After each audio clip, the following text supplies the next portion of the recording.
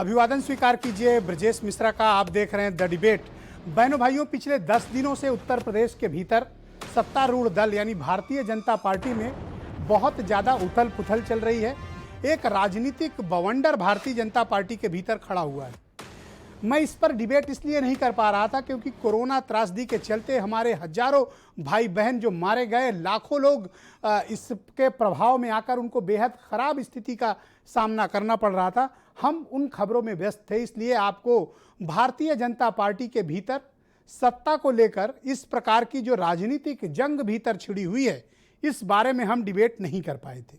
लेकिन आज अब ये मसला बहुत गंभीर होता जा रहा है, लिहाजा इस पर सार्वजनिक रूप से चर्चा होनी चाहिए ताकि ये पता चल सके कि 24 करोड़ लोगों की किस्मत तय करने वाली सरकार के भीतर शक्ति संतुलन, सत्ता के बंटवारे, नेतृत्व परिवर्तन, मंत्रिपरिषद विस्तार, संगठन और सरकार के बीच के जो सार्वजनिक मतभेद हैं वो जनता पर कितना प्रभाव डाल रहे हैं, आने वाले वक्त में भारतीय जनता पार्टी के लिए कितने परेशानी भरे रहेंगे और आने वाले समय में बीजेपी का उत्तर प्रदेश में क्या रुख होने जा रहा है, ये एक बेहद महत्वपूर्ण मसला है।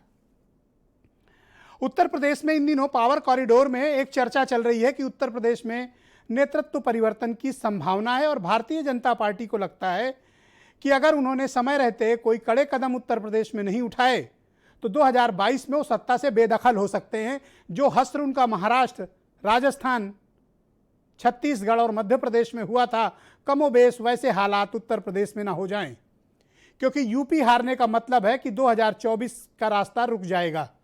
दिल्ली का रास्ता हमेशा उत्तर प्रदेश से होकर जाता है और ये बात सभी राजनीतिक दल अच्छे से जानते हैं, विशेष तौर पर भारतीय जनता पार्टी। तो ये बदलाव की कवायद, ये राजनीतिक गहमा गहमी, ये बैठकों का दौर, ये मुलाकातों का दौर, ये क्यों? कारण क्या है इसके पीछे? जो अजेय माने जा रहे थे उनको अचानक से हटाए जाने की चर्चा कैसे शुरू हुई? और ये मुलाकातों का दौर और एक दूसरे को नज़रअंदाज करने का दौर के पीछे के कारण क्या हैं?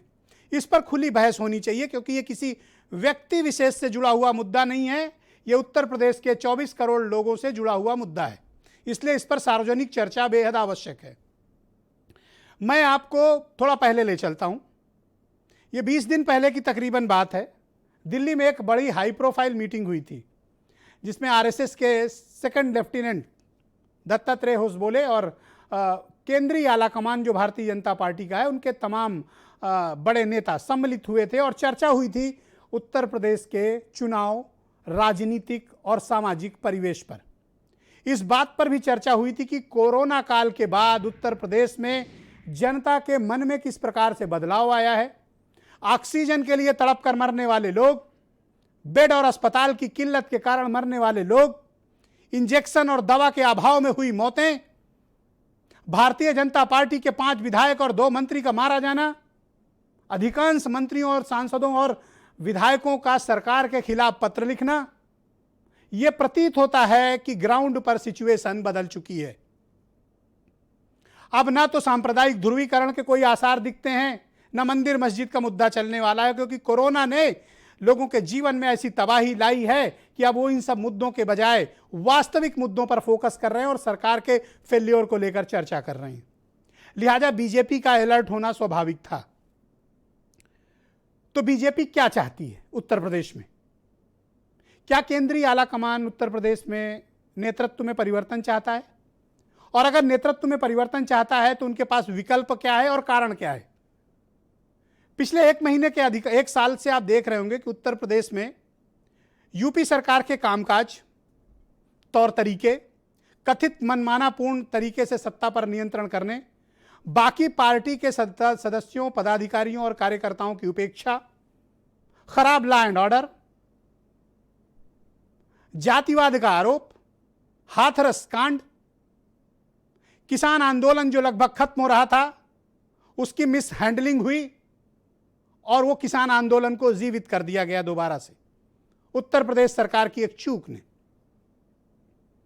उसके बाद कोविड का काल, हाथरस की घटना, बलिया में पाल बिरादरी के एक व्यक्ति की सरेआम एसडीएम और पुलिस की मौजूदगी में कत्ल।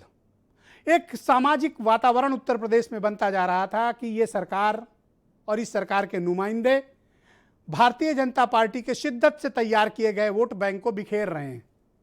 बीजेपी को भारी नुकसान का सामना करना पड़ रहा है। तभी उत्तर प्रदेश में पंचायत के चुनाव हुए और भारतीय जनता पार्टी को करारी शिकस्त का सामना करना पड़ा। 35 मंत्री अपने अपने इलाके के चुनाव हार चुके हैं। 35 मिनिस्टर्स भारतीय जनता पार्टी के अपने क्षेत्र के चुनाव उनके क्षेत्र में बीजेपी हारी है। अब कल्पना करिए कि विधायकों की तादाद कितनी बड़ी होगी। एक अनुमान के मुताबिक भारतीय जनता पार्टी की स्थिति उत्तर प्रदेश में बेहद खराब है। इसलिए बीजेपी यूपी में नेतृत्व परिवर्तन चाहती है।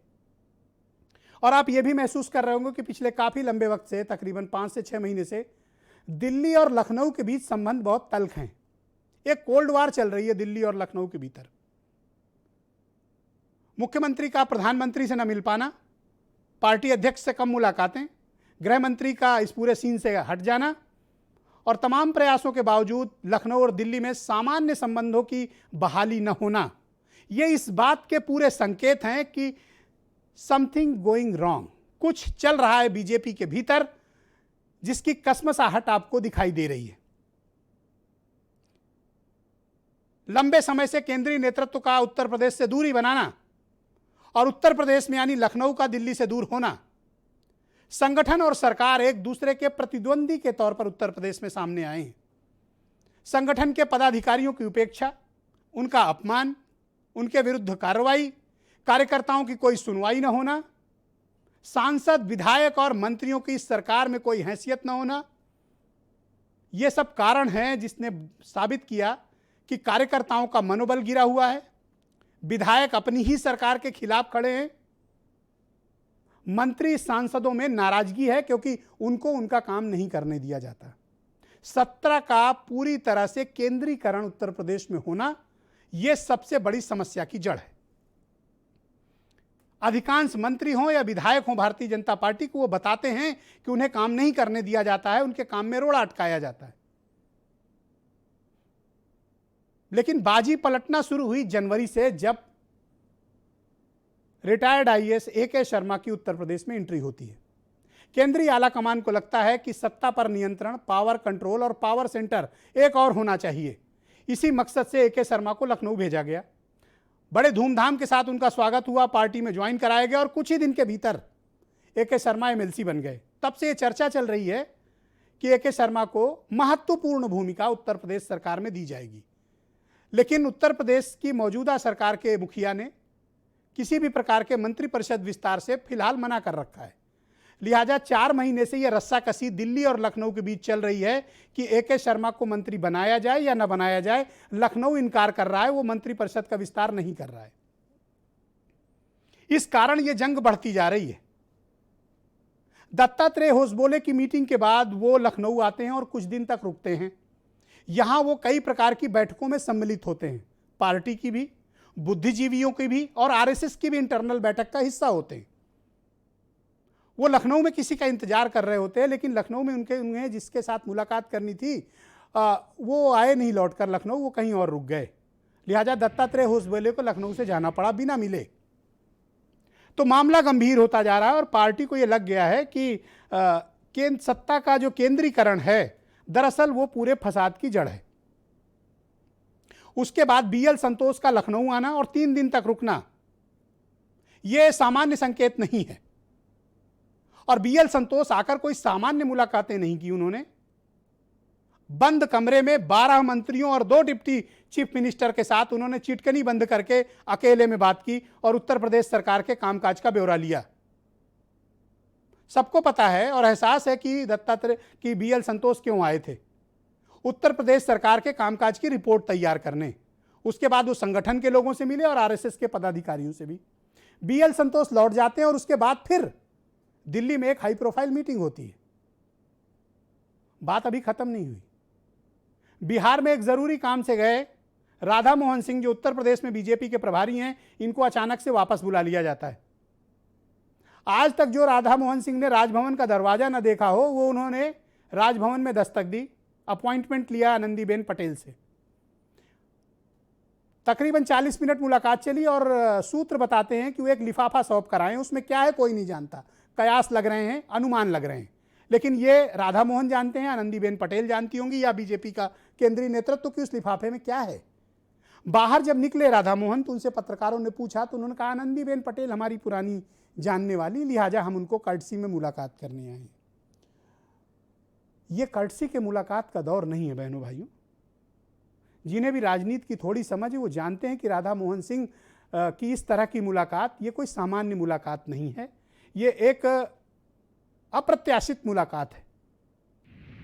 अचानक से बुलाया जाना और उनको राजभवन भेजा जाना और उनका कोई पत्र सौंप कर आना, इसका मतलब कि बीजेपी के भीतर कुछ बड़ा चल रहा है जिसकी आहट अभी नहीं लग पा रही है।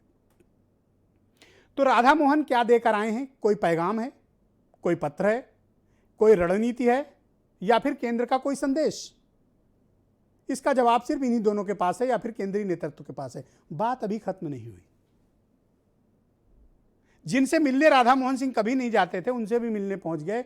उनका नाम है हृदय नारायण दीक्षित, उत्तर प्रदेश असेंबली के स्पीकर हैं, विधानसभा के अध्यक्ष हैं। उनके घर भी पहुंचे उसी दिन। काफी देर तक विस्तृत बातचीत हुई, कमरा बंद था। बाहर निकले और मीडिया ने पूछा क्या बात हुई, तो उन्होंने कहा साहित्य और कविता पर वार्ता हुई। आप बेहतर जानते हैं कि नेता जब इस प्रकार की भाषा बोलें तो उसका मतलब क्या होता है। तो बीजेपी के भीतर कुछ ऐसा चल रहा था। इन मुलाकातों के बाद मुख्यमंत्री के खेमे ने कल एक खबर दी। खबर यह दी कि किसी भी कीमत पर मंत्रिपरिषद का विस्तार नहीं होगा और विधायकों को भी टिकट चाहिए तो मुख्यमंत्री योगी आदित्यनाथ की सहमति चाहिए होगी। यानी एक तरीके से दिल्ली के सामने मोर्चा खोल दिया गया कि किसी भी कीमत पर मंत्रिपरिषद का विस्तार नहीं होगा। दिल्ली की अवहेलना की गई, प्रधानमंत्री और केंद्रीय नेतृत्व की अवहेलना की गई, ऐसा प्रतीत होता है। यानी यह लड़ाई अभी खत्म नहीं हुई है, लड़ाई अभी बहुत बड़ी बाकी है। दोनों तरफ से शांति छाई हुई है, लेकिन बयानों के जरिए और जो पॉलिटिकल जेस्चरिंग दिखाई जा रही है वो ये बताती है कि भारतीय जनता पार्टी के भीतर कुछ बड़ा बवंडर चल रहा है। बवंडर सत्ता का है, बवंडर शक्ति संतुलन का है। और आप याद करिए कि जिस दिन बीएल संतोष से केशव प्रसाद मौर्य मिले थे, केशव मौर्य ने बयान दिया था बाहर निकलकर मीडिया को कि प्रदेश अध्यक्ष के नेतृत्व में चुनाव लड़ेंगे। इस बात ने स्पष्ट कर दिया था कि वर्तमान नेतृत्व के विरुद्ध बीजेपी की एक बड़ी लॉबी है जो उनके नेतृत्व में चुनाव में नहीं जाना चाहते। और बीजेपी का आला कमान भी जिस प्रकार की पॉलिटिकल जेस्चरिंग और जैसा मैसेज दे रहा है वो लखनऊ के खिलाफ है। लेकिन अभी क्लियर कट क्या दिल्ली का संदेश है ये किसी को अंदाजा नहीं है इसका, कि दिल्ली वास्तव में क्या चाहता है। क्योंकि लखनऊ ने जो कोल्ड वार शुरू की है और कल शाम मुख्यमंत्री कार्यालय से आई खबर ने इस बात को फिर बढ़ा दिया है कि मामला हेड ऑन कोलिजन की तरफ बढ़ रहा है, यानी आमने सामने की भिड़ंत की तरफ। इसके परिणाम क्या होंगे? क्या वाकई में बीजेपी बहुत भारी मुश्किल में फंस गई है, अपने ही अंतर्विरोध में फंस गई है? और आपको याद हो ये वही वक्त था जब 2017 में समाजवादी परिवार के भीतर भयानक संग्राम चल रहा था। संग्राम बीजेपी के भीतर भी चल रहा है, लेकिन ये बंद दरवाजे के भीतर चल रहा है। ये अभी सार्वजनिक तौर पर सड़क पर निकलकर नहीं आया है, लेकिन ऐसा लगता है कि अगर समय रहते बीजेपी ने इसको रिजॉल्व नहीं किया तो ये सड़क पर भी आ सकता है। क्योंकि बीजेपी किसी भी कीमत पर उत्तर प्रदेश अपने हाथ से निकलने नहीं देना चाहती। राजस्थान, मध्य प्रदेश, छत्तीसगढ़ जैसे हालात, महाराष्ट्र जैसे हालात बीजेपी झेलने की स्थिति में उत्तर प्रदेश में नहीं है। तो बीजेपी के पास विकल्प क्या हैं, इन पर चर्चा होनी चाहिए। क्योंकि नेतृत्व परिवर्तन की ये मांग आज से नहीं उठी। आपको याद हो कि 2019 में बीजेपी के 200 से ज्यादा विधायक अपनी ही सरकार के खिलाफ उत्तर प्रदेश की असेंबली के भीतर धरने पर बैठ गए थे। वो पहला बड़ा संकेत था। दूसरा सबसे बड़ा संकेत कोविड काल में मंत्रियों और विधायकों द्वारा लिखे गए पत्र हैं अपनी ही सरकार के खिलाफ। तो क्या बीजेपी को डैमेज हो चुका है, डैमेज हैज बीन डन, या फिर अभी और डैमेज होना बाकी है? क्योंकि सरकार और संगठन के बीच किसी प्रकार का समन्वय नहीं है, यहां तक कि सामान्य बातचीत भी नहीं होती है, ऐसा बताया जाता है। तो आगे के आसार क्या हैं? क्या ये लड़ाई बहुत तीखी होने वाली है? क्या ये सत्ता का संघर्ष, सत्ता के बंटवारे की यह लड़ाई और विभत्स होगी? अगर केंद्रीय नेतृत्व उत्तर प्रदेश में कोई परिवर्तन चाहता है तो फिर इस प्रकार का राजनीतिक तमाशा क्यों किया जा रहा है? और अगर नहीं चाहता है तो इस स्थिति को बढ़ावा क्यों दिया जा रहा है? बंद कमरे में अकेले मंत्रियों से बातें क्यों की जा रही हैं? और अगर की जा रही हैं तो इसका मतलब कि पार्टी कोई निर्णय की तरफ बढ़ रही है। उत्तर प्रदेश कोई छोटा राज्य नहीं है, कोई उत्तराखंड नहीं है कि यहां पर आप ओवरनाइट चीफ मिनिस्टर बदल दें। यह एक महत्वपूर्ण राज्य है और यहां कोई भी निर्णय देश की राजनीति और केंद्रीय राजनीति को प्रभावित करते हैं। लेकिन उत्तर प्रदेश के अधिकांश विधायक अपने संगठन के साथ खड़े हैं, यह भी एक सच्चाई है। संगठन का एक इशारा जो मिलेगा वो वही करेंगे। संगठन के प्रति बीजेपी विधायकों की लॉयल्टी है, क्योंकि उनको पता है उनको जिताएगा संगठन, टिकट संगठन ही देगा। तो क्या बीजेपी में नेतृत्व परिवर्तन होगा या नहीं होगा, एक बड़ा प्रश्न है, क्योंकि तलवारें दोनों तरफ से निकल आएंगी। लेकिन अभी युद्ध का बिगुल नहीं बजा है, इसलिए युद्ध होगा या टल जाएगा या फिर समझौता होगा, दोनों में से कोई सफेद झंडा लेकर सामने आएगा या दोनों हाथ मिलाएंगे, आने वाला वक्त बताएगा। वैसे उत्तर प्रदेश जगह ऐसी है कि यहाँ जो भी सत्ता में बैठता है वो सीधे दिल्ली को ही चुनौती देता है।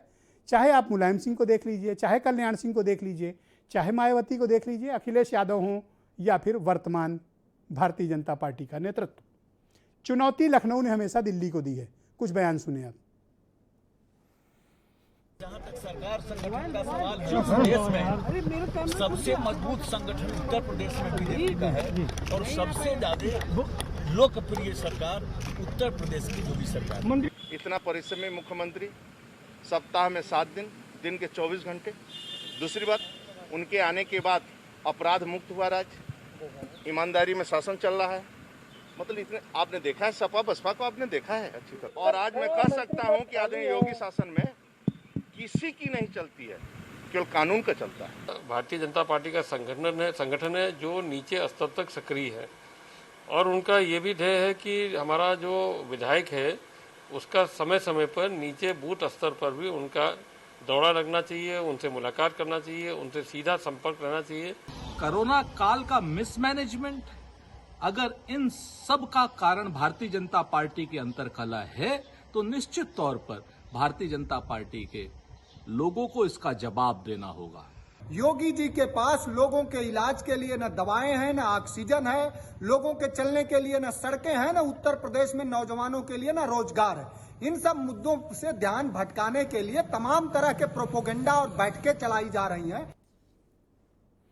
तो आज की डिबेट को आगे बढ़ाते हैं। प्रस्तावना में मैंने समय इसलिए अधिक लिया क्योंकि आप उत्तर प्रदेश की तस्वीर को पहले समझ लें, तब डिबेट में सम्मिलित होंगे तो आपको यूपी के राजनीतिक सामाजिक परिवेश को समझने में आसानी होगी। अमित पुरी बीजेपी से हैं, सुरेंद्र राजपूत कांग्रेस से हैं, नाहिद लारी खान समाजवादी पार्टी से हैं, ब्रजेश शुक्ला उत्तर प्रदेश के बहुत ही जाने माने पत्रकार और देश के बहुत ही प्रतिष्ठित पत्रकार विनोद अग्निहोत्री जी मुझे दिल्ली से ज्वाइन कर रहे हैं और वीरेंद्र सिंह जी हमारे स्टेट हेड। बहुत स्वागत और बहुत बहुत शुक्रिया, धन्यवाद आप सभी का।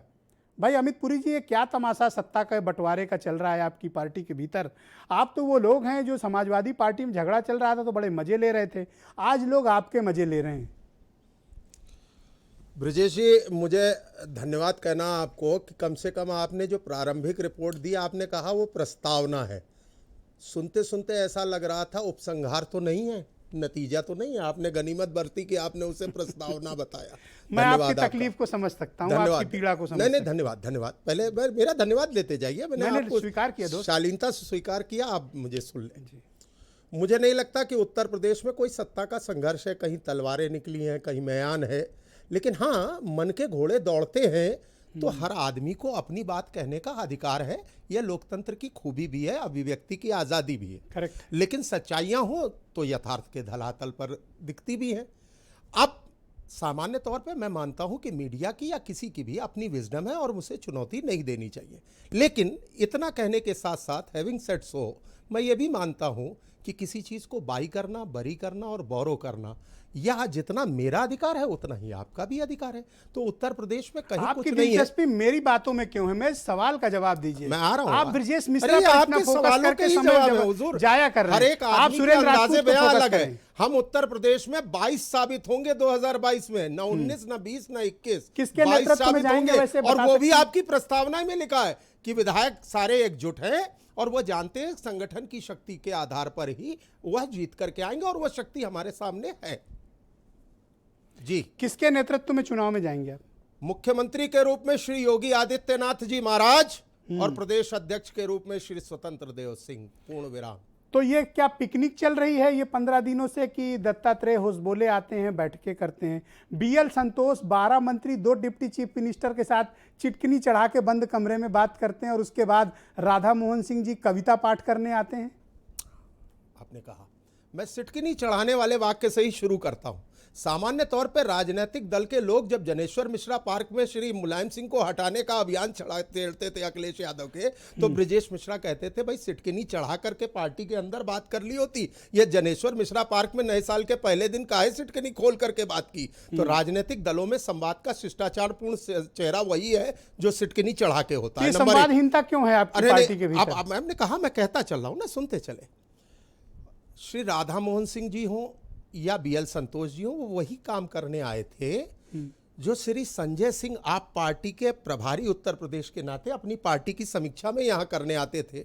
समाजवादी पार्टी में कौन है मुझे मालूम नहीं, गुलाम नबी आजाद के बाद कांग्रेस में कौन है मुझे जानकारी नहीं, और बसपा में तो बाय डिफॉल्ट जो लीडर बनता है वो डिफॉल्टर होकर पार्टी से निकाल दिया जाता है। 21 खत्म होने 21 बीच में चल रहे हैं हम लोग, अब तक कोई एक दृष्टांत नहीं है कि कोई दिल्ली से नेता आया हो और बंद कमरे में चिटकनी चढ़ाकर सरकार के फीडबैक ले रहा हो। अब आप ये मत कहिएगा कि वो पिकनिक करने आए थे या फीडबैक लेने आए थे, सुन लीजिए, या कविता पाठ करने आए थे, साहित्य पर चर्चा करने आए थे। सुन लीजिए, जिस पार्टी के बारे में उसके आलोचक ये कहते हो ये 24/7 इलेक्शन मोड की पार्टी है, वो 2 मीटिंग कर ली तो हंगामा है, क्यों बटपार डाला? जिस पार्टी के विरोधी कहते हो इस पार्टी के अंदर तो बैठक भोजन विश्राम की संस्कृति है, उस पार्टी की बैठक के बारे में इतना हंगामा क्यों बरपा डाला? 2 सवाल और हैं जी, स्वागत। प्रधानमंत्री, गृह मंत्री और आपकी पार्टी के राष्ट्रीय अध्यक्ष ने सोशल मीडिया पर या सार्वजनिक रूप से उत्तर प्रदेश के मुख्यमंत्री को उनके जन्मदिन पर कोई बधाई नहीं दी।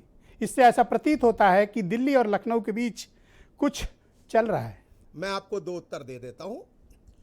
आप जिस संदर्भों की चर्चा कर रहे हैं, वर्चुअल वर्ल्ड की बजाय जब एक्चुअली फोन करके किसी को बधाई दे दी जाए। अब मैंने ही उस दिन धृष्टता की कि ब्रिजेश मिश्रा जी को उनके व्हाट्सएप पर बधाई लिख दी, आपके नहीं कर पाया फोन, क्षमा चाहता हूं सार्वजनिक रूप से, इसलिए वर्चुअल वर्ल्ड का सहारा लिया। लेकिन एक्चुअली जब पिछले जन्मदिन में आपको फोन करके बधाई दी थी तब कोई ऐसी वर्चुअल लिखने की जरूरत नहीं थी। हाँ, उत्तर प्रदेश, आपकी पीड़ा मैं समझ सकता हूं। असल में उत्तर प्रदेश में जब जवाहरलाल जी को रिसीव करने के लिए उत्तर प्रदेश के मुख्यमंत्री के रूप में सीबी गुप्ता न जाते हो रेलवे स्टेशन के ऊपर और पर ये मेरी पीड़ा कैसे हो सकती है? तो लोगों ये को पीड़ा अपने तो नपने से भारतीय दूसरे जनता का पार्टी दूध के लोग नापने हैं। की आदत पड़ जाती है।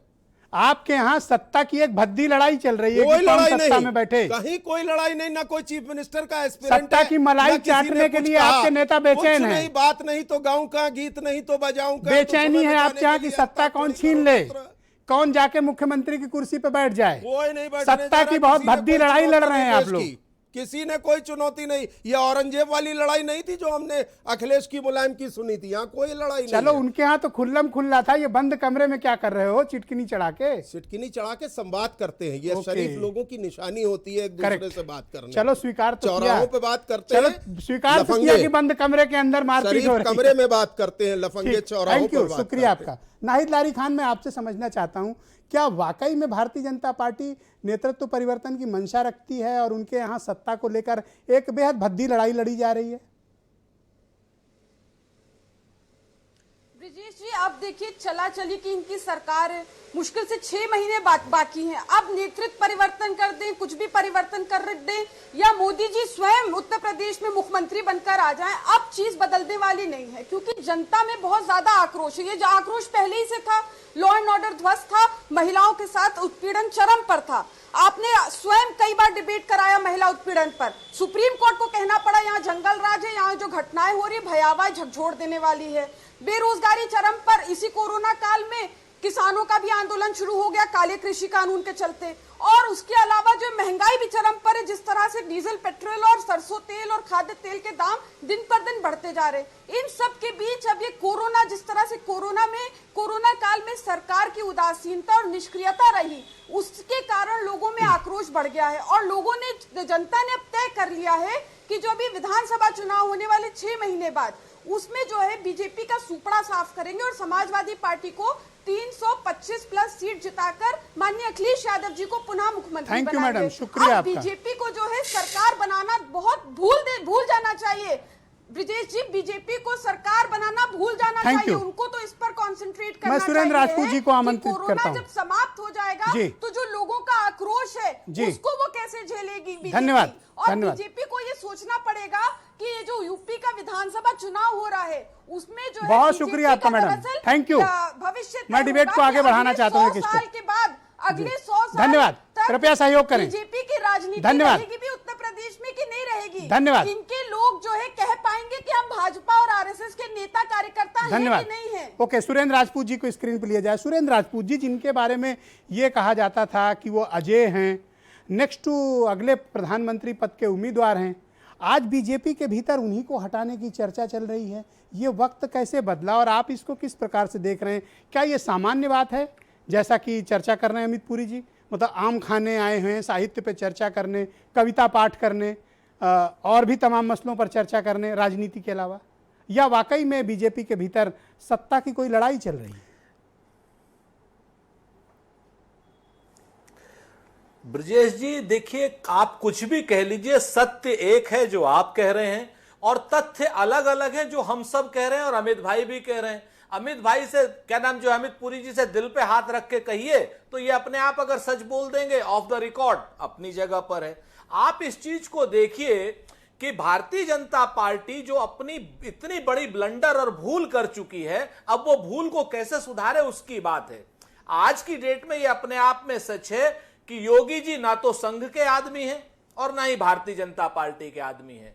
अब वो अपनी लार्जर देन इमेज से बड़े हो गए हैं। अब भारतीय जनता पार्टी के लिए वो गले की फांस बन गए हैं, ना उगलते बन रहे हैं ना निगलते बन रहे हैं। आपके सामने है, सारी चीजें लगा रहे हैं, सारी बातें कर रहे हैं, इधर से लेके उधर तक। हृदय नारायण दीक्षित जी के साथ कविता पाठ कर रहे हैं, आनंदीबेन पटेल जी के साथ में अपनी पुरानी मुलाकातें ताजा कर रहे हैं, लेकिन एक चीज नहीं कर रहे कि सीधी सीधी बात, कोरोना की विफलता हो, चाहे उत्तर प्रदेश में बेरोजगारी की समस्या हो, चाहे उत्तर प्रदेश में महिलाओं के प्रति अपराध की बात हो, और सबसे बड़ी बात जो है उत्तर प्रदेश को पीएमओ से चलाने की बात हो। मेरी और आपकी इस बारे में कई बार बहस हो चुकी है, कई बार बात हो चुकी है। आज प्रधानमंत्री जी स्वयं चलाना चाहते हैं उत्तर प्रदेश को, और योगी आदित्यनाथ जी उसी तर्ज पर, पीएमओ की तर्ज पर अपने 11 आईएएस के साथ सीएमओ चलाना चाहता है उत्तर प्रदेश को। ये राय और राव की जंग है, इसमें ये आपको देखना पड़ेगा कौन जीतेगा, और जो भी जीतेगा एक बात तय है, भारतीय जनता पार्टी का सुपड़ा साफ होगा, भारतीय जनता पार्टी हारेगी, इसमें कहीं कोई दो राय नहीं है। क्योंकि पिछले 4 साल का जो कुशासन है ना ब्रजेश जी, वो पिछले 4 साल का कुशासन अब इनके सर पर पड़ने वाला है। और जितने लोग प्रेत योनि में गए हैं गंगा के किनारे कब्रिस्तान पर, मैं आपको बताऊं जी, सबका श्राप लगेगा, सबका पाप लगेगा। बहुत बहुत धन्यवाद आपका। की सारी चीजें बहुत बहुत शुक्रिया कवायदों के बाद आई है जी, बहुत बहुत धन्यवाद आपका। मैं विनोद अग्निहोत्री जी को आमंत्रित करता हूं, देश के बहुत ही प्रतिष्ठित जाने माने राजनीतिक पत्रकार हैं। अग्निहोत्री जी, बहुत स्वागत आपका। ये अचानक से दिल्ली और लखनऊ के बीच ये तल्खी क्यों बढ़ गई है? इतनी दूरियां कैसे हो गई हैं कि एक दूसरे के साथ सामान्य शिष्टाचार का भी पालन नहीं किया जा रहा है? राजनीतिक दूरियां भी बढ़ गई हैं और यहाँ तक कि जिनको अजेय बताया जा रहा था अब उनको भी हटाने की कवायद चल रही है। और किसी से पूछिए कि क्यों आए हैं मिलने, तो कहते हैं कि आम खाने आए हैं, तो कोई कहता है कविता पाठ करने आए, तो कोई साहित्य पे चर्चा, तो कोई पुराने दोस्तों से मिलने का बहाना ढूंढता है। क्या वाकई में कुछ चल रहा है बीजेपी के भीतर? देखिए ब्रजेश जी, अगर चल नहीं रहा होता तो ना आप ये डिबेट कर रहे होते, ना मैं यहाँ बैठा होता और नहीं सारे पैनलिस्ट हमारे साथ बैठे होते। चल तो रहा है और निश्चित रूप से चल रहा है, और चल रहा है इसीलिए संघ की बैठक में 3 दिन चर्चा होती है उत्तर प्रदेश पर। चल रहा है इसीलिए भारतीय जनता पार्टी का केंद्रीय नेतृत्व बैठक करके चर्चा करता है। चल रहा है इसीलिए BL संतोष जी और राधा मोहन सिंह आते हैं, चल रहा है इसलिए दत्तात्रेय होसबोले जी आते हैं, तो चल तो रहा है। और चल इसलिए भी रहा है कि अरविंद शर्मा जी, जिनको नौकरी से इस्तीफा दिलाया गया, IAS की 2 साल उनका कार्यकाल बचा हुआ था, तो खाली MLC बनाने के लिए इस्तीफा नहीं दिलाया गया, वो प्रधानमंत्री जी के बहुत खास और बहुत ही विश्वस्त नौकरशाह रहे हैं, तो मात्र MLC बनाने के लिए वो उत्तर प्रदेश जनवरी में नहीं भेजे गए थे। अगर उनको राजनीति में ही लाना होता तो राज्यसभा में भेजा जा सकता था, बहुत आसान था, लेकिन MLC बना के उत्तर प्रदेश में भेजा गया किसी खास उद्देश्य से, और वो उद्देश्य अभी तक पूरा नहीं हुआ। तो अब चल तो रहा है, तो हम ही मान रहे हैं। लेकिन मैं एक चीज बताऊं आपको कि उत्तर प्रदेश चूंकि देश का सबसे बड़ा राज्य है, उत्तर प्रदेश देश का सबसे प्रमुख राजनीतिक राज्य है, 80 सांसद और 403 विधायकों वाला राज्य है, तो यहाँ की कमान हर प्रधानमंत्री, खास करके वो प्रधानमंत्री जो उत्तर प्रदेश से चुन के गया हो, वो अपने हाथ में रखना चाहता है, और जो छत्रप उत्तर प्रदेश में आता है वो अपने हाथ में रखना चाहता है। ये लड़ाई खाली बीजेपी में अभी नहीं हो रही है सर। तमाम लोग ये जानना चाहते हैं कि ये इक्वेशन कैसे बदले, रिश्ते इतने तल्ख क्यों हुए, क्या सिर्फ AK शर्मा उसकी वजह है, या फिर ये राजनीतिक वर्चस्व या भविष्य की लड़ाई है? ये नहीं, ये मैं उसी पर आ रहा हूँ कि छत्रपों के इतिहास पर फिर कभी बात कर लेंगे, क्योंकि गोविंद वल्लभ पंत और नेहरू जी से लेकर के और विश्वनाथ प्रताप सिंह और राजीव गांधी और चरण सिंह और मोरारजी देसाई, सब छत्रपों ने चुनौती दी है लखनऊ से दिल्ली को, और मुलायम सिंह ने विश्वनाथ प्रताप सिंह को दी थी, पुरानी कहानी है। लेकिन जो आपने प्रश्न किया है मैं उस पर आ रहा हूँ कि देखिए योगी जी मुख्यमंत्री कैसे बने थे। 2017 के चुनाव में योगी जी मुख्यमंत्री के रूप में प्रोजेक्ट नहीं हुए थे, अघोषित रूप से केशव प्रसाद मौर्य अघोषित रूप से प्रोजेक्टेड थे, घोषणा नहीं थी लेकिन प्रदेश अध्यक्ष थे, तो ये चर्चा थी शायद मुख्यमंत्री को बने, ये एक मैसेज गया था पिछड़ों में। इसके अलावा मनोज सिन्हा का नाम चला था, योगी जी का नाम भी चलता था, लेकिन योगी जी उस तरह से प्रोजेक्टेड नहीं थे। और जब मनोज सिन्हा काल भैरव मंदिर में दर्शन करने गए, विश्वनाथ जी के दर्शन करके जा रहे थे, तय हो गया था कि वो आ रहे हैं, अचानक योगी जी की लैंडिंग होती है और वो उत्तर प्रदेश के मुख्यमंत्री बनते हैं। उसके बाद योगी जी तब से लगातार भारतीय जनता पार्टी के प्रधानमंत्री जी के बाद सबसे बड़े स्टार प्रचारक होते हैं, हर राज्य में भेजे जाते हैं। तो ये सब कुछ ऐसा नहीं है, ये राष्ट्रीय स्वयंसेवक संघ जो भारतीय जनता पार्टी की विचार गंगोत्री है, जो जहां से भारतीय जनता पार्टी का वो मात्र संगठन है, जहां से नीतियां और सिद्धांत तय होते हैं, उस संगठन का एक लार्जर डिजाइन है जिसके तहत योगी जी लाए गए।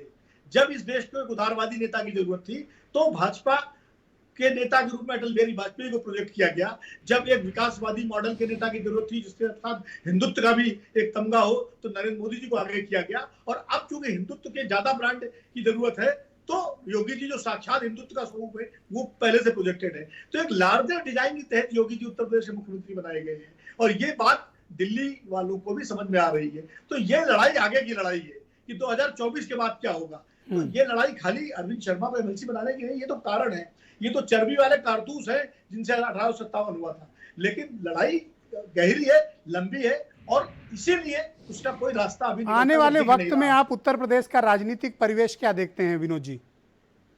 मुझे लगता है कि जिस तरह की परिस्थितियां हैं उस परिस्थिति में मुख्यमंत्री को बदलना बहुत आसान नहीं है। मुख्यमंत्री के नेतृत्व में चुनाव होंगे, लेकिन हो सकता है केंद्रीय नेतृत्व उनको उस तरह से प्रोजेक्ट न करे मुख्यमंत्री अगले मुख्यमंत्री के रूप में, जैसे कि आसाम में सोनोवाल को नहीं किया गया। उसके बाद क्या होगा वो नतीजों पर तय होगा कि नतीजे कैसे आएंगे। लेकिन ये घमासान अगर चलेगा तो भारतीय जनता पार्टी निश्चित रूप से राजनीतिक रूप से नुकसान में रहेगी। कल्याण सिंह का मसला इसका उदाहरण है। करेक्ट बात है, थैंक यू, बहुत शुक्रिया आपका। ब्रजेश शुक्ला जी उत्तर प्रदेश के बहुत ही जाने माने पत्रकार हैं और पिछले 30 सालों से यहाँ राजनीतिक पत्रकारिता में सक्रिय हैं। बहुत शुक्रिया आपका ब्रजेश जी ज्वाइन करने के लिए। ये जो कुछ भी घमासान चल रहा है, आपने बीजेपी के भीतर पहले भी कई घमासान देखे हैं, कवर भी किए हैं। पिछले के मुकाबले इस बार का द्वंद्व, इस बार की लड़ाई और इस बार का सत्ता संग्राम पिछली बार से अलग कैसे है, और आप इसकी परिणति किस प्रकार से देखते हैं? हाँ ब्रजेश जी, इसके कई कारण हैं। पहली बात तो जो कोरोना आ गया इस समय, उसके एक बड़े विपरीत असर गांव में गया है, शहरों में भी गया है, गांव में भी गया है। और ये वो चीज़ें गई हैं जैसा विधायकों ने सूचना दी है, नेतृत्व को, सांसदों ने भी बताया है कि साहब लोग नाराज़ हो रहे हैं, लोगों को आहत हैं इस बात से कि उनको समय से मदद नहीं मिल सकी। और बाकायदे तमाम सांसदों और विधायकों ने पत्र भी लिखा है, बहुत पत्र हम लोगों के जानकारी में आगे बहुत नहीं आए हैं। तो ये बाकायदे लोगों ने अपनी शिकायतें दर्ज कराई हैं ग्राम मंत्री से। तो एक तो ये कारण है, इसको लेके एक बड़ी चिंता है केंद्रीय नेतृत्व के सामने। दूसरी चीज़ ये है कि लगातार पिछले 2 सालों से 3 सालों से ये शिकायतें लगातार जा रही थी कि अधिकारी सुनते नहीं हैं। ये सारी बैठकों में ये मुद्दा उठता है। इस पर भी कई पत्र लिखे जा चुके हैं और आपने देखा होगा विधानसभा में भी कुछ विधायक आ गए थे फ्लोर पे और उन्होंने साहब यही मुद्दा उठाया। यही दर्द कार्यकर्ताओं का है। तो ये सारी चीज़ें मिल करके ये स्थितियां पैदा हुई हैं।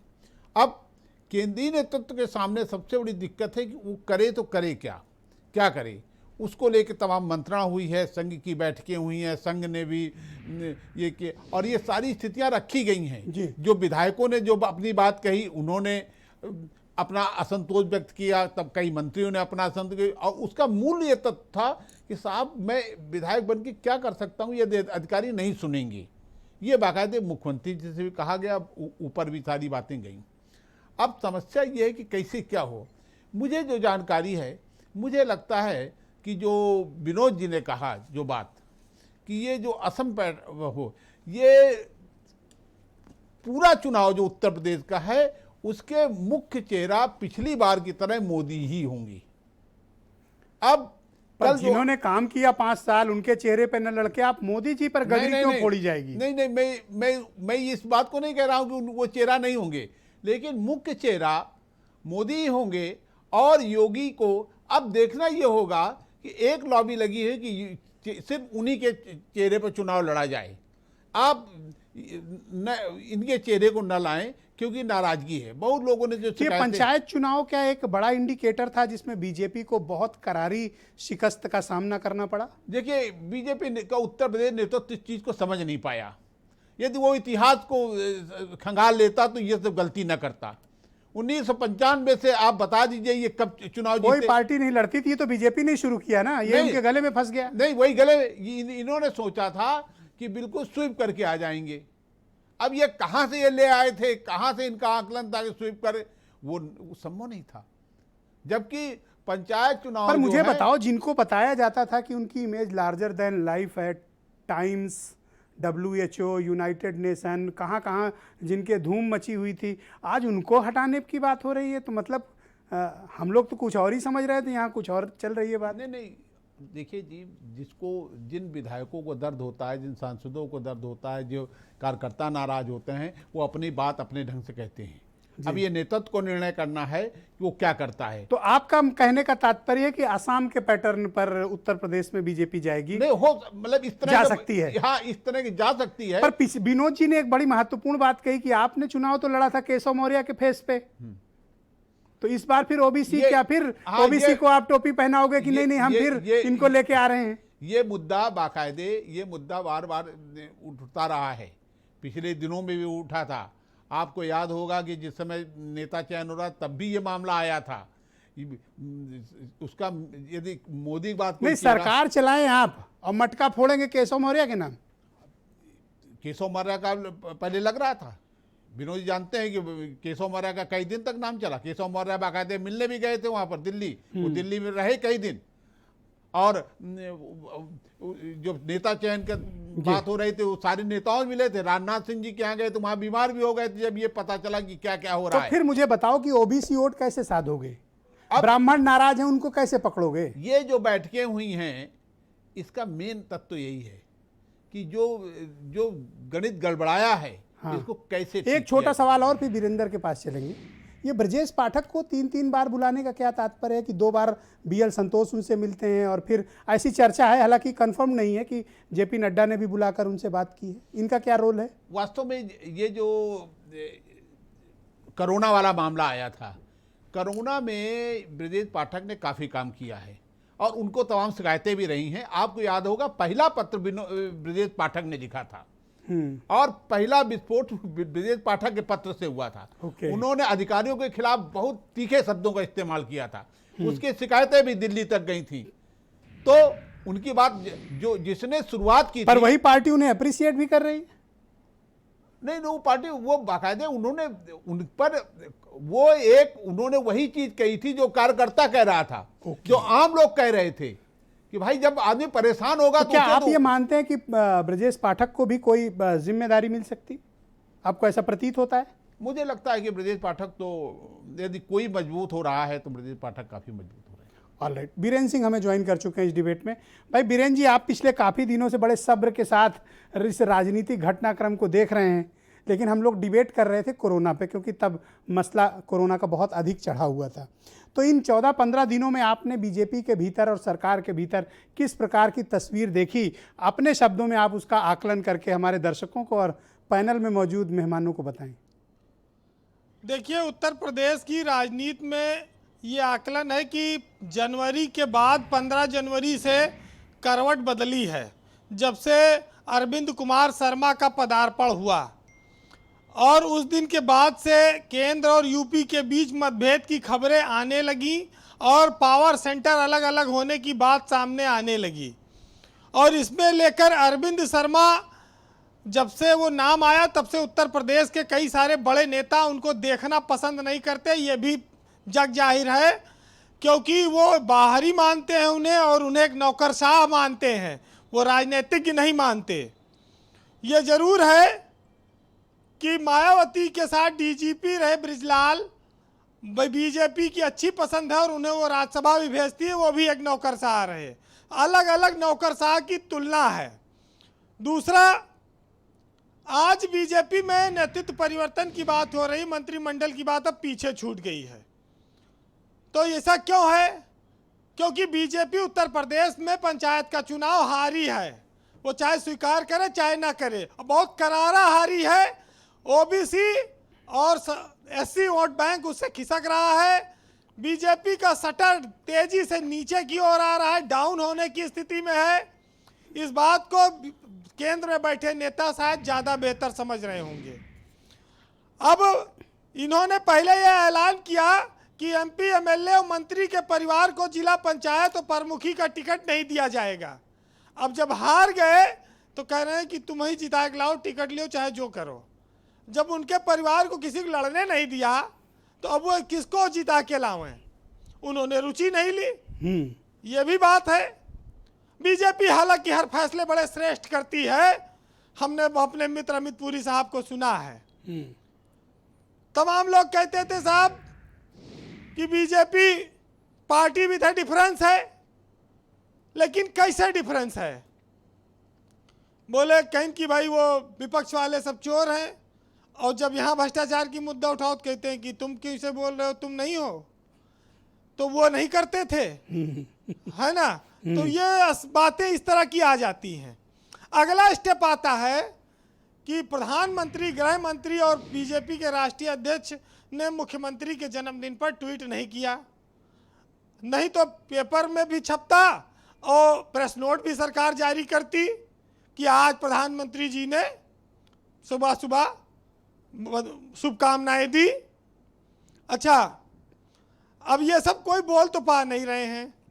नेतृत्व परिवर्तन कोई आश्चर्य थोड़ी है भाई, कई राज्यों में किया है बीजेपी ने, और उत्तराखंड का नाम ही नहीं लेते आप। असम का तो नाम लिया, उत्तराखंड पे आइए, वहां भी तो 4-5 महीना हुआ है अभी, वहां भी तो असंतोष था, वहां पर हुआ। तो यहाँ क्या समस्या है? अच्छा नहीं, अभी ये कह रहे थे कि वो बीएल संतोष रूटीन मीटिंग में आए थे, छिटकनी बंद करके बात कर रहे हैं, तो आप उसको क्यों मुद्दा बना रहे हैं? साहित्य पर चर्चा और आम खाने, कविता पाठ करने दीक्षित जी के यहाँ गए थे राधा मोहन, फिर आनंदीबेन पटेल उनकी पुरानी जानने वाली थी, तो उनसे भी हलो करने चले गए थे। देखिए, दीक्षित जी तो साहित्यकार भी हैं, पत्रकार भी हैं, इतिहासकार हैं, तो प्राचीन इतिहास का कोई पाठ छूट गया होगा, हो सकता है पढ़ाया हो उन्होंने। लेकिन बंगाल में खेला होबो के बाद उत्तर प्रदेश में खदेड़ा होबो चल रहा है ना? अच्छा, हाँ, खदेड़ते रहो। और ये खाली बस अपनी बात कि देखिए, हर पार्टियों में खुदगर्ज लोग हैं, उनको जो पसंद होते हैं उनकी नाकामी नहीं देखते, और जिससे नाराज होते हैं उसकी अच्छाई तक नहीं देखते जी। तो इसमें कोई बहुत बड़ी बात नहीं है। ये खदेड़ा होबो का मतलब? अरे बंगाल में एक नारा चला था ना, खेला होबो, हाँ, तो यहाँ चल रहा है खदेड़ा होबो। चुनाव से पहले खदेड़ा होबो कि चुनाव के बाद? ओके। अगली महत्वपूर्ण बात यह है कि देखिए, अहंकार एक ऐसी चीज है जो उसमें एक अच्छाई है कि वो आपको ये पता नहीं लगने देती कि आप गलत हैं।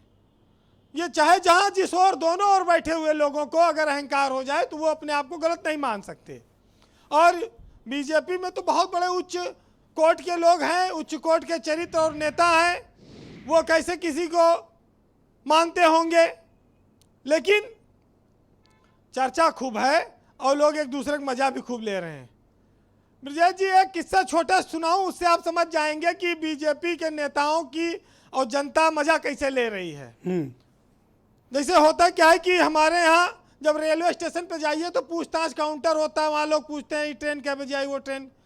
तो 8 PM के बाद जो है एक लौंडा बदमाशी में गया, रात में लड़का गया। हाँ, एक लड़का गया 8 PM लगाने के बाद। अब पूछताछ काउंटर वाले से पूछ रहा है कि भैया ये बताओ कि शताब्दी कै बजे आएगी। तो उन्होंने कहा भाई टाइम टेबल देखा, कहे बोले 2 बजे आएगी। तो बोले फरक्का, बोले 6 बजे आएगी। तो बोले अच्छा गोमती, बोले और फिर तूफान, फिर तमाम। तो जब वो परेशान हो गया पूछताछ काउंटर वाला बोलते बोलते, तो कहा कि ये बताओ पूरे टाइम टेबल तुम पूछ डाले, तुमको जाना कहाँ ये तो बताओ।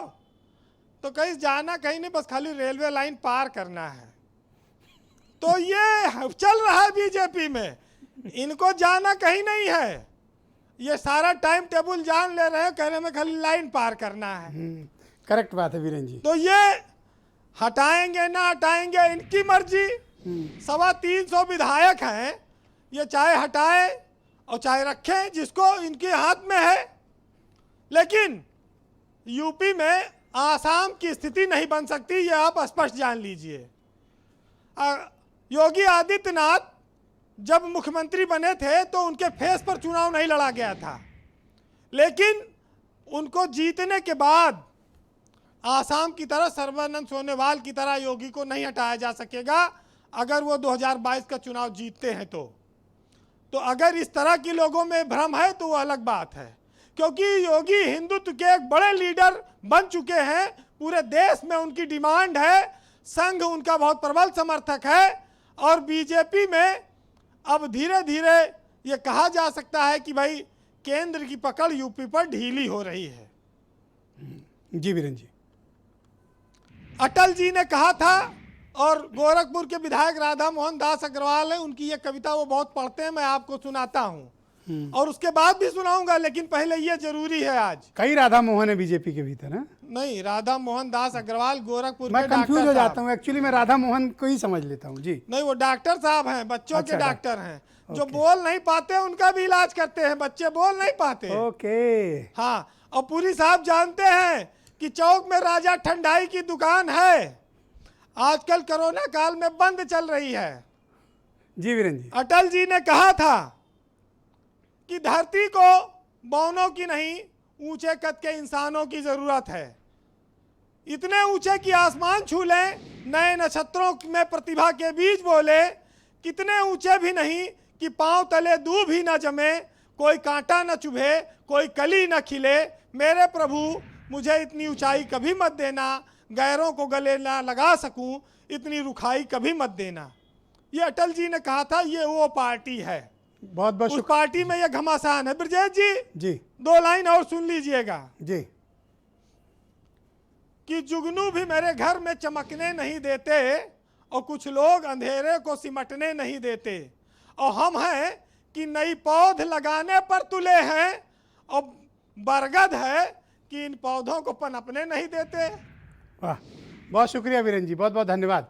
भाई अमित पुरी जी को लाया जाए। भाई पुरी जी ये बताइए कि राधा मोहन सिंह अभी कह रहे थे कल राजभवन के बाहर कि मंत्रिपरिषद में जो खाली जगह हैं वो भरी जाएंगी, लेकिन देर शाम मुख्यमंत्री की कैंप से एक खबर आई कि कोई मंत्रिपरिषद विस्तार नहीं करेंगे। क्या इसको ये ना माना जाए कि संगठन और सरकार के बीच मतभेद बहुत ज़्यादा हैं?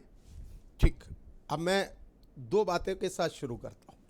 लखनऊ की बड़ी चर्चा चली, तो ये शहर आमों के लिए मशहूर है, यहाँ का आम ही खास है, चाहे लंगड़ा हो, चाहे चौसा हो, चाहे चुसनी हो, चाहे दशहरी हो, और यहाँ गर्माई कम होती है, यहाँ की ठंडाई ज़्यादा मशहूर है। अभी मैं सुन रहा था वीरेंद्र जी को, एक वाक्य बस कह दूँ उसके बाद आपके उत्तर के करीब पहुँच गया। तो वो कह रहे थे कि वहाँ खेला हो बे, यहाँ खदेड़ा हो बे, लेकिन उत्तर प्रदेश में जो मैं देख रहा हूं, यहाँ बिना मिट्टी के खुदाई हो गए है। कुछ लोगों ने छाप दिया, स्वतंत्र देव सिंह जी ने कहा कि मंत्रिमंडल का विस्तार जुलाई में होगा। मैंने श्री राधा मोहन सिंह जी को सुना था, उनसे पूछा गया विस्तार होगा कि नहीं, उन्होंने कहा मुख्यमंत्री का विशेषाधिकार है, जब निर्णय लेना चाहेंगे निर्णय ले लेंगे। तो जबरदस्ती की खुदाई हो गए, ऐसी खुदाई खिदमतगार भी यहाँ मौजूद हैं, तो या खुदा मुझे ऐसी खुदाई न दे कि मुझे अपने सिवा कोई दूसरा दिखाई न दे। हमने तय कर लिया है कि यह नैरेटिव होगा, अब वो नैरेटिव हो नहीं रहा, तो हम कोई बता रहा है डिप्टी सीएम बन गए, कोई कह रहा है गृह और क्या कहते हैं कार्मिक दे दिया, अपॉइंटमेंट दे दिया। बस भाई लोगों ने यही तो बचा आपके के रखा पार्टी था के बड़े कि नेता श्री यहाँ अरविंद शर्मा जी पिकनिक मनाने जब आते हैं, मंत्री इसका बनेंगे तो मतलब पीछे क्या पिकनिक वोट चल बैंक रही कैसा थी? होगा? पॉलिटिकल पिकनिक हैं?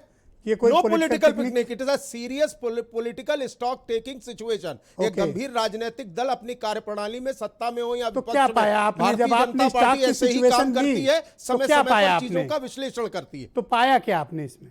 जो पाया वो बोर्ड रूम मीटिंग का डिस्कशन है, वो एग्जीक्यूशन में आएगा। स्ट्रेटजीज कभी भी टेलीवाइज नहीं होती, उन पे डिबेट होती है कि स्ट्रेटजी ठीक चिटकनी formulate बंद करके हुई बंद कि नहीं। कमरे में। आप भी जब बैठते हैं वीरेंद्र जी के साथ कि शाम की डिबेट को कैसे करना है, तो वो टेलीवाइज नहीं होता, जो उसमें पॉइंट्स बनते हैं वो नैरेटिव्स आगे डिस्कशन में Thank you. लाए जाते All हैं right. और हम मित्रों को बुलाया जाता है। नाहिद लारी खान जी, बीजेपी कह रही कि ऑल इज वेल, हमारे यहाँ सत्ता की कोई लड़ाई नहीं है, लेकिन ऊपर से ऐसा दिख रहा है, लेकिन अंदर जो कुछ भी चल रहा है वो ये बताता है कि सत्ता की बड़ी विभत्स लड़ाई इनके यहाँ कुर्सी की लड़ी जा रही है। और लड़ाई इसलिए लड़ी जा रही है क्योंकि वर्तमान नेतृत्व कमजोर हो गया है। ब्रिजेश जी, जो मीटिंग पे मीटिंग चल रही है, ये बेसिकली पंचायत चुनाव की जो करारी हार हुई है उसके बाद ये मीटिंग इसलिए कर रहे हैं कि जो 6 महीने बाद विधानसभा चुनाव होने वाला है उसमें कुछ आंसू पोंछने भर की सीट मिल जाए, यानी नेता प्रतिपक्ष बनने तक की इनको सीट मिल जाए, जो कि होना असंभव है। इनकी उत्तर प्रदेश में वही स्थिति होगी, असम वाली स्थिति नहीं होगी, इनकी उत्तर प्रदेश में केरला वाली स्थिति होगी। सैकड़ों गली गली बैंकों की लाइन में लगा। मुझे लगता है कि बीच में ना बोले, एक दूसरे को इंटरप्ट पीछे से गए थे, योगी जी भी पीछे पीछे गए थे, योगी जी भी पीछे पीछे गए थे नुक्कड़ सभाएं करने। वहां क्या हशर हुआ, जनता ने जितनी सीट थी बीजेपी के पास वो भी छीन ली। तो इनकी स्थिति उत्तर प्रदेश में केरला वाली होगी। अभी वीरेंद्र जी उत्तराखंड की मुझे बात लगता है कर पूरी रहे हैं, साहब उत्तराखंड की पूरी बात पूरी बताओ। एक बात बताओ, ये आपकी प्रोफाइल पे जब सूट नहीं उत्तराखंड करता, के इस तरह का चीफ इंटरप्शन मिनिस्टर आपकी साहब प्रोफाइल को, पे सूट नहीं करता। इस्तीफा देखिए, जब उत्तराखंड के चीफ मिनिस्टर साहब को इस्तीफा देने के लिए कहा था, स्टेप डाउन करने के लिए केंद्रीय नेतृत्व ने कहा था, तो उन्होंने कुछ समय मांगा था। इसी प्रकार जैसा माहौल दिख रहा है, इससे समझ में आ रहा है कि 15-20 दिन पहले thank you madam, Yogi ji को भी जो केंद्रीय नेतृत्व ने स्टेप डाउन करने के लिए शुक्रिया। कहा, तो उन्होंने 15-20 दिन का समय मांगा। सुरेंद्र राजपूत जी, उसके बाद जिले ये नेतृत्व परिवर्तन की बात शुरू कहां से हुई? क्या उत्तर प्रदेश की सरकार विकास के, लॉ एंड ऑर्डर के, कोरोना कंट्रोल के मुद्दे पर नाकाम रही, पंचायत चुनाव की हार हुई, इस कारण परिवर्तन की मांग उठ रही है, या फिर यह सत्ता के बंटवारे की लड़ाई है? Surendra Rajput, go ahead. ब्रजेश भाई, एक बड़ा पुराना शेर है, कहते हैं ना कि समंदर ये तेरी खामोशी कुछ और कहती है, मगर साहिल पे टूटी कश्तियां कुछ और कहती हैं। और मेरी आंखों ने देखे हैं इस शहर के कई मंजर, मगर अखबार की सुर्खियां कुछ और कहती हैं। यह शुद्ध रूप से दो अहंकारी व्यक्तियों की लड़ाई है, एक पीएमओ और एक सीएमओ। इनके अपने अधिकारियों की और इनके जो बड़े बड़े व्यक्तित्व हैं उनके अहंकार की लड़ाई है। अभी अमित भाई ने 3 बातें बड़ी महत्वपूर्ण कही, सिर्फ 5-5 सेकंड में जवाब दे रहा हूं। पहली बात उन्होंने कहा था कि हम 22 रहेंगे 22 में, मैं सहमत हूं, आप 22 ही रहेंगे 22 में, बिल्कुल उसके ज्यादा नहीं। रही भावना जैसी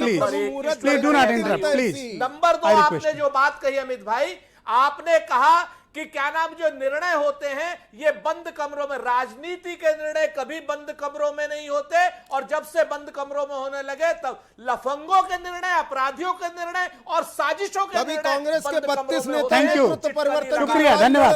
विनोद अग्निहोत्री जी को लाया, धन्यवाद। चिदम्बरम के नेतृत्व में नो प्लीज के अंदर एक दूसरे को इंटरप्ट ना करें। थैंक यू, बंद कमरों में, थैंक यू, जहां पर आपराधिक साजिशें होती बहुत धन्यवाद आपका सुरेंद्र जी, आप जनता को बख्शिए, धन्यवाद। कोरोना काल की विफलता को मानिए, थैंक यू, टीम 11 को शुक्रिया। विनोद अग्निहोत्री जी को लाया जाए, धन्यवाद सुरेंद्र जी, क्षमा मांगिए, गंगा थैंक यू। हाँ, मैं दूंगा टाइम, मैं सबका टाइम दूंगा। ओके, विनोद अग्निहोत्री जी, आपको क्या लगता है कि प्रधानमंत्री नरेंद्र मोदी, अमित शाह और जेपी नड्डा उत्तर प्रदेश को लेकर क्या सोच रखते हैं? देखिए, प्रधानमंत्री नरेंद्र मोदी इन सब से अपने को ऊपर रखे हुए हैं क्योंकि वो प्रधानमंत्री हैं। वो ये सारा उन्होंने फैसला छोड़ रखा है अमित शाह जी और नड्डा जी पर। नड्डा जी भारतीय जनता पार्टी के अध्यक्ष हैं, ये उनकी जिम्मेदारी है कि इस मसले का हल निकाले। प्रधानमंत्री ने अपना निर्देश उनको दे दिया कि क्या करना है। मुझे लगता है कि उत्तर प्रदेश को जीतना वो प्रधानमंत्री नरेंद्र मोदी के लिए भी जरूरी है और योगी आदित्यनाथ के लिए भी जरूरी है, क्योंकि अगर उत्तर प्रदेश बीजेपी हारती है तो 2024 का रास्ता भी मुश्किल होगा उसके लिए। इसलिए शायद ये नौबत ना आए शोडाउन की, इसका कोई बीच का रास्ता निकालने की कोशिश होगी। अब वो बीच का रास्ता क्या होगा? क्या आप ये कहना चाह रहे हैं कि दिल्ली और लखनऊ के बीच कोई डेडलॉक है? नहीं, डेडलॉक तो है। डेडलॉक ना होता तो ये समस्या क्यों आती, लेकिन फिर भी बीच का रास्ता निकालने की कोशिश होगी, क्योंकि राष्ट्रीय स्वयंसेवक संघ जो है वो भी नहीं चाहेगा कि जो उन्होंने ताना बाना बनाया है पिछले कुछ वर्षों में एकदम से उत्तर प्रदेश में छिन्न भिन्न हो जाए। और उत्तर प्रदेश में छिन्न भिन्न होने का मतलब पूरे देश में इसका असर पड़ेगा। पर जो अपने को अजय बता रहे थे अब उनको ही बदलने की बात हो रही है, ये कैसे परिवर्तन आ गया? देखिए, पुरुष हो तो बलवान नहीं, समय हो तो बलवान। बिल्लन लोकी गोपिका वही अर्जुन वही बाण। तो जो अजय होता है वो कभी फिर पराजित भी होता है, ये तो इतिहास गवाह है। तो अजय परिस्थितियां होती हैं, व्यक्ति अजय नहीं होता है। कारण क्या मानते हैं कि सत्ता का पंचायत चुनाव के बाद परिस्थितियां बदली है, इसलिए वो अजयता जो है, मोदी जी की अजयता देखिए बंगाल में टूटी, अब योगी जी की अजयता पंचायत चुनाव में टूटी, दोनों अजयताएं टूट चुकी हैं। क्या संगठन को तवज्जो न देना, सत्ता का जरूरत से ज्यादा केंद्रीकरण करना, विधायक और मंत्रियों की कोई हैसियत न होना? नहीं, सत्ता का केंद्रीकरण तो लखनऊ में भी है, दिल्ली में भी है। जो स्थिति यहाँ विधायकों की वही वहां सांसदों की है। ये कोई नई बात नहीं है। जब ताकतवर नेताओं के हाथ में सत्ता होती है, दृढ़ नेताओं के हाथ में सत्ता होती है, सख्त नेताओं के हाथ में सत्ता होती है, तो सत्ता का केंद्रीकरण होता है। इंदिरा गांधी के हाथों में केंद्रीकरण था, मोदी जी के हाथों में केंद्रीकरण है, कल्याण सिंह के हाथों में केंद्रीकरण था, योगी जी के हाथों में केंद्रीकरण है। यही शिकायत कल्याण सिंह के साथ होती थी। ब्रजेश जी बैठे हुए, हम लोग उसमें लखनऊ में ही थे। रोज अटल जी के पास 20-20, 25-25 विधायक जाते थे, झुंड बना। पर यूपी में बीजेपी के भीतर जो दूसरे 36 हैं वो भी कोई कमजोर नहीं है। हाँ, आप देख लीजिए, येदुरप्पा जो है वो उनका अलग चल रहा है। और एक और चीज है ब्रजेश जी कि योगी जी अकेले ऐसे छत्र हैं जो मोदी और अमित शाह की बीजेपी में बने हैं। बाकी सारे छत्र अटल जी और अडवाणी जी की बीजेपी के हैं, चाहे शिवराज सिंह चौहान हो, येदुरप्पा हो, वसुंधरा राजे हो या रमन सिंह रहे हो। योगी जी अकेले छत्र हैं जो 2014 के बाद बने हैं। इसलिए भी ये भी एक बड़ा मुद्दा है। Thank you. ब्रजेश शुक्ला जी, मैं आपसे समझना चाहता हूं और वही प्रश्न आपसे जो मैंने विनोद जी से पूछा, क्योंकि आप दोनों से बेहतर राजनीतिक माहौल को कोई और नहीं समझ पाएगा। प्रधानमंत्री, गृह मंत्री और जेपी नड्डा उत्तर प्रदेश को लेकर क्या चाहते हैं, उनके मन में क्या है? देखिए, वो सारी रणनीति तैयार की जा रही है ब्रजेश जी, जिससे चुनाव एक बार फिर जीता जा सके, क्योंकि उत्तर प्रदेश को गंवाना कोई नहीं चाहता है। बीजेपी इसको बर्दाश्त नहीं कर पाएगी। पर ये मानते हैं आप कि बीजेपी बहुत सीरियस ट्रबल में है यूपी में? बीजेपी एक स्थिति उसकी ये है कि वो हर स्थिति में ये सोच रही है कहीं न कहीं कमजोरी आई है। कोरोना ने भी कमजोरी किया है, उसके सांसद विधायक भी तमाम असंतुष्ट हैं, कार्यकर्ता भी अपनी नाराजगी दिखाते रहते हैं। तो ये सारे कई मोर्चों में उसको जूझना पड़ रहा है और इसके लिए वो कभी नहीं चाहेंगे कि ऐसी स्थितियां हों कि कार्यकर्ता घर बैठ जाए और चुनाव के समय बाहर न निकले। वो कदाप नहीं चाहता कि विधायक लोग असंतुष्ट होकर के मैदान में कूदें या कुछ लोग ना भी कूदें, दूसरी दलों में जाएं। तो ये सारी स्थितियां हैं, बहुत चुनौतीपूर्ण स्थितियां हैं और उत्तर प्रदेश जो है उससे बड़ा चुनौती, मैं कहता हूँ उससे बड़ा लक्ष्य समाधान निकलेगा जो विनोद जी बता रहे थे, या फिर ये लड़ाई बहुत अभी भद्दी तरीके से लड़ी जाएगी? नहीं, कोई भद्दी। मैं ब्रजेश जी इस बात को, मुझे लगता है कि मोदी की कार्यशैली को जो लोग जानते हैं वो जानते हैं कि वो बहुत जल्दी ऐसा नहीं है कि वो हथियार डाल दें या इस तरह की लड़ाई। पर एक बात मैं आपको बताऊं, लखनऊ की में 5 कालीदास मार्ग की एक बड़ी विशेषता है कि यहाँ की कुर्सी पर बैठने वाला हमेशा दिल्ली को ललकारता है। लेकिन उसके परिणाम भी आप देखते रहे हैं। आपको पता है मायावती के बर्थडे पर पार्लियामेंट का एक केक बनाया गया था। मुलायम सिंह जब मुख्यमंत्री थे लोग प्रधानमंत्री बना रहे थे, अखिलेश यादव में पीएम का चेहरा देख रहे थे। मैं बताऊं आपको ब्रजेश जी, मैंने वो ये हमारे राज्य की ताकत है, नहीं खूबसूरती है। मैंने वो दौर देखा है कि मेरे पास एक फोन बड़ा अधिकारी का आया था, उन्होंने बताया कि साहब वहां ओबामा जीत गए हैं अमेरिका में, अब दलितों का शासन शुरू हो गया। धन्यवाद, बहुत बहुत शुक्रिया, बहुत बहुत धन्यवाद आप सभी का। बहुत बहुत शुक्रिया। बहनों भाइयों, आप सभी का भी बहुत बहुत धन्यवाद इस राजनीतिक परिचर्चा में सम्मिलित होने के लिए। अगला हफ्ता 10 दिन बीजेपी में कुछ बड़ा होने के संकेत हैं। क्या बड़ा होगा ये तो केंद्रीय आला कमान के ही समझ में आएगा, या उन्होंने संकेत दिए होंगे, क्योंकि बंद लिफाफों की भाषा वही समझ सकते हैं जिनको ये लिफाफे प्राप्त हुए हैं। लेकिन ये मुलाकातें ना तो अनौपचारिक हैं, ना ये मीटिंग्स अनौपचारिक हैं, कुछ बड़ा चल रहा है। धन्यवाद, नमस्कार।